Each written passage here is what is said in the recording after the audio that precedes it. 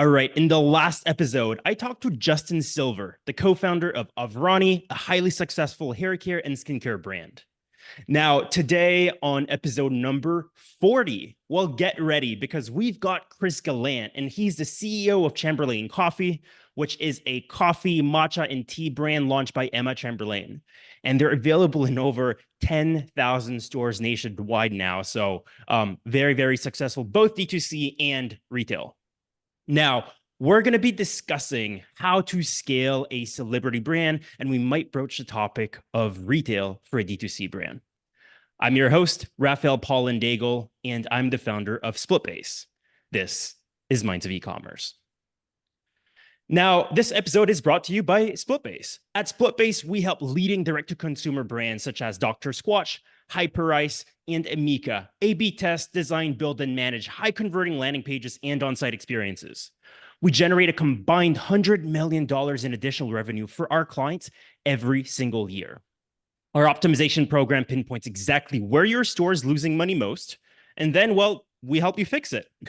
The result, increased conversions, AOV, and of course, improved marketing efficiency.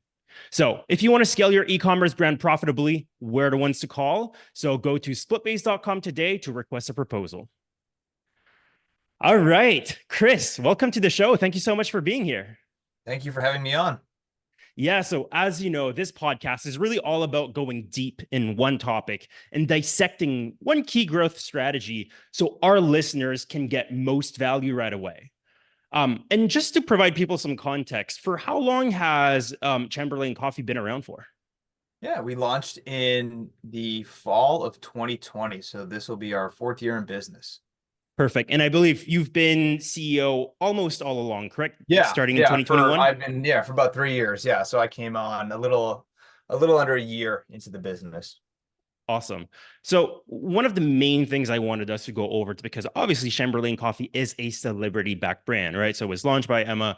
And now there is obviously some celebrity appeal to it, but obviously I'm sure you're building the brand to be bigger than just one person, right? So I'd love to understand, in your experience, what is the difference when you're scaling a celebrity-backed brand? What is the difference between scaling that type of brand and scaling a brand that isn't celebrity-backed? Is it vastly different when it comes to marketing and growth? Yeah, I think you have a lot of built-in awareness and a lot of built-in engagement if you start with a talent-led brand, especially with celebrity or talent who is highly engaged with their audience, as Emma is. And so what we see is right out of the gate, we have, a lot of awareness, especially with our target consumer, which is the Gen Z consumer. People know Emma, and therefore they know our brand, and they're engaged with her, and they engage with our brand. So, for example, if you look at engagement rates on most brands in the beverage space, they're under 1%, where 5 to 7%. So we have a really strong built-in base to start off with, and so that's a really great starting point for any brand to start building, is have that awareness already there. And then we can amplify that because of Emma's presence. And she's had our product on the Tonight Show. She's been featured on the cover of magazines with our product. And so we continue to expand our awareness that way over time. Ultimately, though, you've got to have a great product or people are coming back, right? So awareness buys you the first purchase from a consumer. Right. The great product is what buys you the repeat consumer. We've worked with a lot of celebrity-backed brands in the past, and what I've heard from a lot of them is, well, having that celebrity face is great, but that can't only be your only channel of growth. You got to go beyond that as well. Otherwise, it's not sustainable. Do you agree or disagree with that statement? I do agree because most celebrities have a target demographic, right? So we need to go beyond that target demographic. We do that by a couple of means. Like, one is creating a product that is not, even though our name is named after our namesake partner, right? And Emma with Chamberlain Coffee, we create a brand with a big backstory behind it, with bright, beautiful colors, very differentiated from what's in the market. So we create a brand that can live on its own, and then we have to go through different marketing channels to try to reach a different audience. So we go, whether it's through social or through earned media, through billboards, through shelf displays in stores. We really seek to meet a different audience than what we already have built into the brand. Mm. Do you think having a celebrity face behind really is a cheat code to growth? Does it facilitate a lot entering into retail markets? Does it facilitate a lot your customer acquisition costs? Or, do you still feel like every other D2C brand out there where it's like, oh my God, we got to figure out our Facebook ads as well? That's also important. And Yeah. what's the importance that you give to other channels when you've got, really massive one, which is the founder of the brand? Yeah, look, I don't know if it's a cheat code. It certainly gives us a good boost to start, right? Right. Uh, but we have to, for every channel we're in, we have to engage in the same marketing tools as everyone else, right? And so we still need to run, paid ads again to get outside of her core Yep. audience.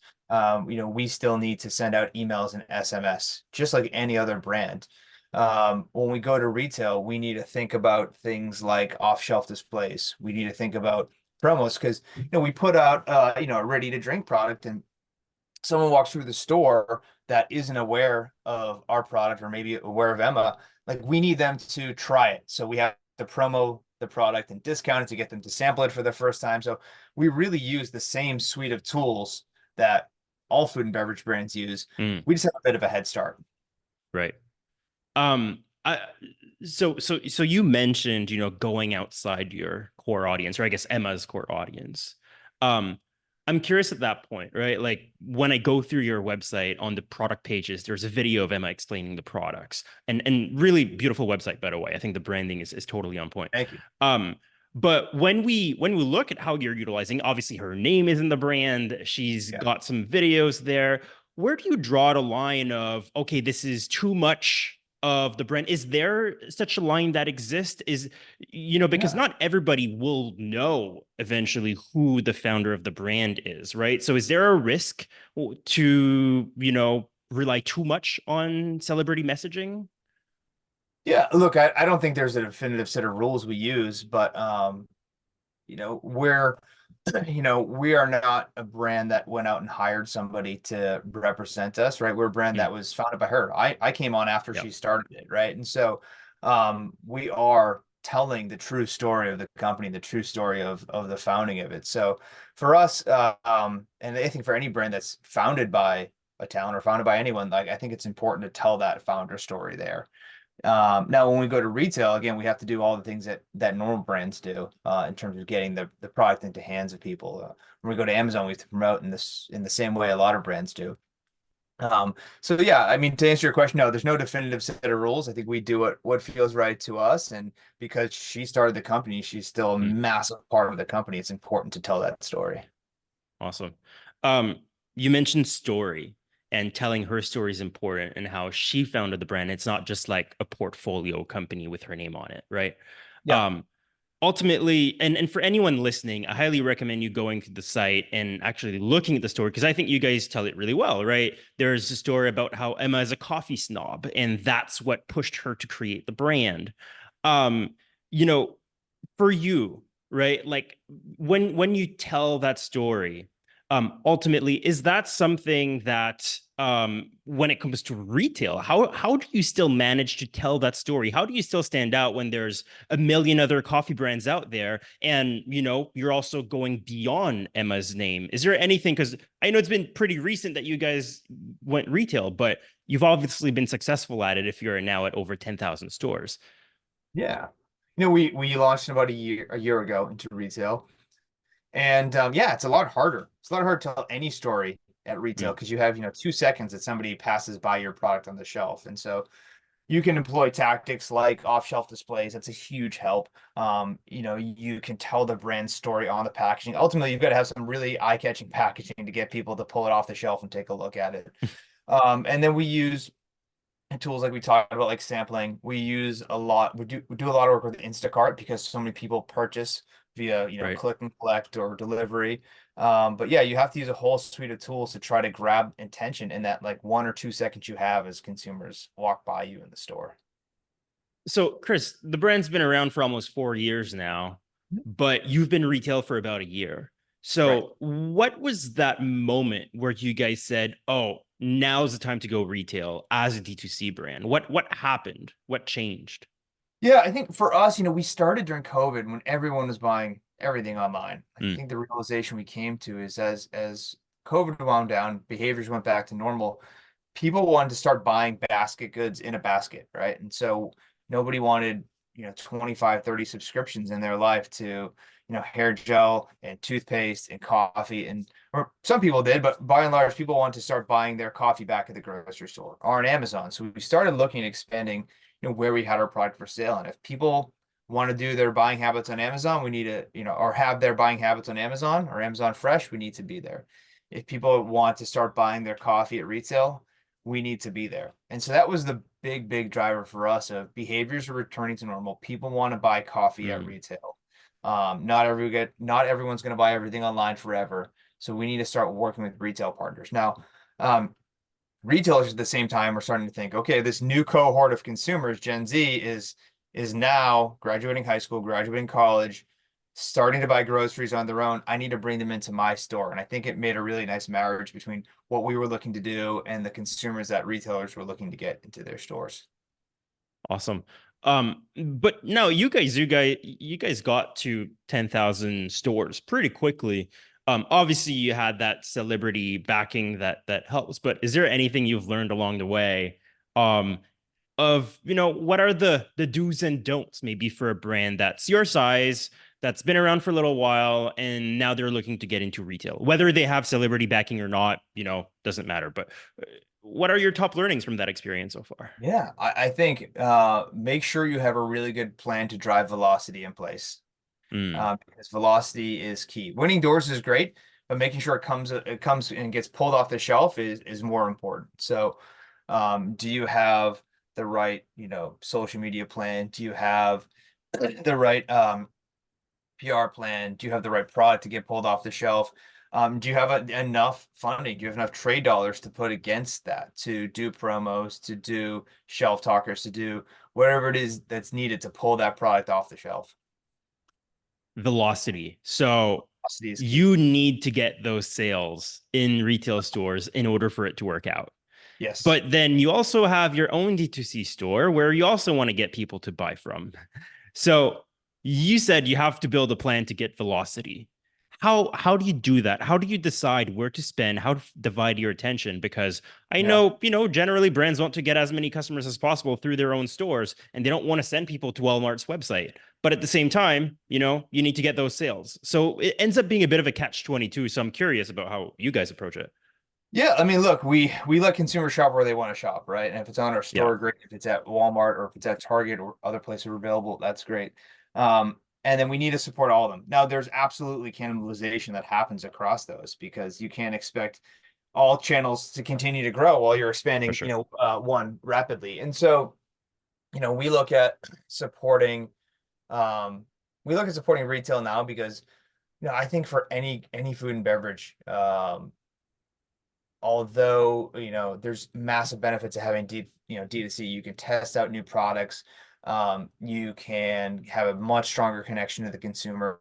Ultimately, the path to profitability lies with retail, right? Because on Mhm. a fully loaded basis, especially with how difficult digital marketing is now, how inefficient it has become over the past couple of years, the fully loaded margins are much better at retail.